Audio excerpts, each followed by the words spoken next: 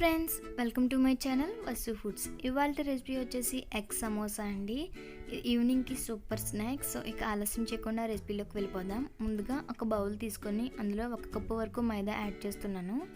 ఇందులో 1 table spoon వాము, సరిపడా సాల్ట్ వేసి మొత్తం అంతా కలిసేటట్టు కలుపుకోవాలండి. ఇప్పుడు ఇందులో కొద్దిగా వాటర్ యాడ్ చేస్తూ చపాతీ ముద్దలా కలుపుకోవాలి. చూసారు కదా, ఈ విధంగా ఉంటే సరిపోతుంది. దీన్ని మూత పెట్టి ఒక 5 నిమిషాల పాటు నాననివ్వాలండి. ఇప్పుడు వేరొక బౌల్ తీసుకొని 2 ఎగ్స్ తీసుకుంటున్నాను. మనం తీసుకున్న క్వాంటిటీకి 2 ఎగ్లు అనేవి సరిపోతుందండి. ఇది మొత్తం అంతా కలిసేటట్టు కలుపుకోవాలి. ఇంకో ఈ విధంగా. ఇప్పుడు స్టవ్ ఆన్ చేసి ఒక ప్యాన్ పెట్టుకొని ఆయిల్ హీట్ చేసుకోవాలండి. ఆయిల్ హీట్ అయిన తర్వాత 1 టేబుల్ స్పూన్ పచ్చిమిర్చి తరుగు వేస్తున్నాను, సన్నగా కట్ చేసింది. ఇది కొంచెం వేగిన తర్వాత 1 టేబుల్ స్పూన్ ఉల్లికాడలు, అలాగే 1 కప్పు సన్నగా తరిగిన ఉల్లిపాయలు వేసి మొత్తం అంతా వేగేంత వరకు కలుపుకోవాలి. ఇది గోల్డెన్ బ్రౌన్ కలర్ వచ్చిన తర్వాత 1 రెమ్మ కరివేపాకు వేసి కలుపుకుంటున్నాను.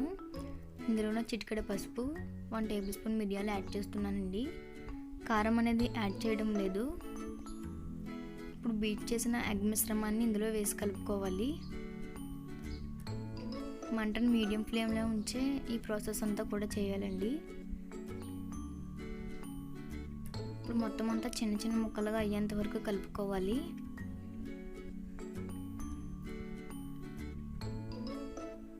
చూసారు కదా, ఈ విధంగా ఉంటే సరిపోతుంది. ఇప్పుడు ఇందులో సరిపడా సాల్ట్ వేసుకొని మొత్తం అంతా కలుపుకోవాలి. ఇందులో 1 టేబుల్ స్పూన్ వరకు గరం మసాలా యాడ్ చేస్తున్నానండి. 1 టేబుల్ స్పూన్ కొత్తిమీర కూడా వేసి మొత్తం అంతా కలిసేటట్టు కలుపుకోవాలి. మీరు కావాలంటే కారం కూడా యాడ్ చేసుకోవచ్చు. ఇప్పుడు ముందుగా కలిపి పక్కన పెట్టుకున్న పిండిని కొంచెంగా తీసుకొని చపాతీల్లో వత్తుకోవాలండి.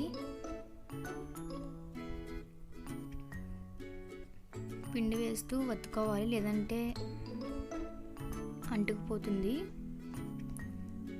చూసారు కదా, ఈ విధంగా వత్తుకోవాలండి. ఎంత పలుచగా వత్తుకుంటే సమోసాలు అనేవి అంత బాగా వేగుతూ బాగుంటాయి. ఇలా పెద్ద సైజుగా చేసుకొని వీటిని 4 ముక్కలుగా కట్ చేసుకోవాలండి, ఇక్కడ చూపించిన విధంగా. వాము వేయడం వల్ల డైజెషన్ కూడా బాగుంటుందండి. మీ టేస్ట్ని బట్టి మీరు కూడా యాడ్ చేసుకోవచ్చు.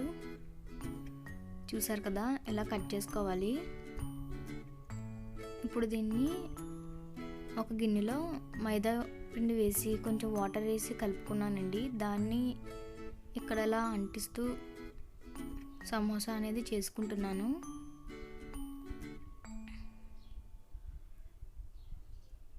అలా అంటించడం వల్ల సమోసా అనేది ఊడిపోకుండా ఉంటుందండి.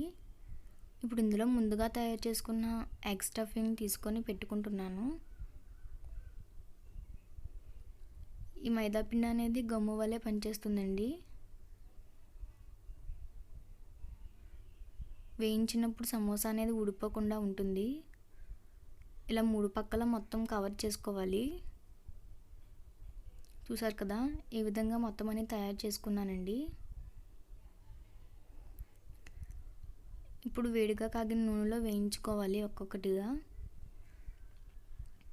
మంటను మీడియం ఫ్లేమ్లో ఉంచి అన్నీ వేయించుకోవాలండి, లేదంటే పైన అనేది వేగుతుంది కానీ లోపల స్టఫింగ్ అనేది ఉడకదు. ఎక్కువగా వేయించిన అవసరం లేదు కూడా, ఎందుకంటే లోపల స్టఫింగ్ అనేది ఆల్రెడీ వేయించిందే కాబట్టి. చూసారు కదా, సమోసా అనేది రెడీ అయిపోయింది. ఈ వీడియో మీకు నచ్చినట్లయితే లైక్ చేయండి, షేర్ చేయండి. నా ఛానల్ని సబ్స్క్రైబ్ చేయడం మాత్రం మర్చిపోవద్దు. మీరు కూడా తప్పకుండా ట్రై చేసి మీకు ఎలా కుదిరిందో నాకు కామెంట్ చేసి చెప్పండి.